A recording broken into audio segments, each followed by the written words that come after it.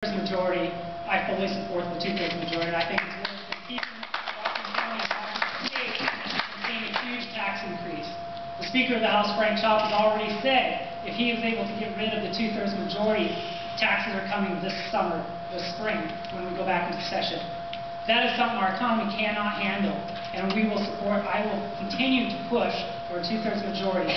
We've worked on legislation that will work to put a constitutional amendment so we don't have to every 2 years go through this process of an initiative in order to continue to tell the legislature that the people of Washington, by an overwhelming majority, a supermajority actually, want a two-thirds majority. They want it to be difficult to raise their taxes. Olympia continues to disrespect that, and judges in Seattle continue to say that that is not what the people should be able to have.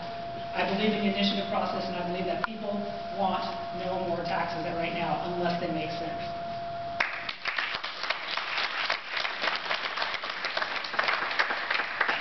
Matthew Krogh. I'd love to pick up on that last statement of Vincent's. People want no more taxes unless it makes sense. That's true. You know, my wife and I own a small business. We work hard and we pay a lot of taxes. And one thing that does make sense is to make sure that the taxes that we spend, or excuse me, that we pay, come back to us from the government.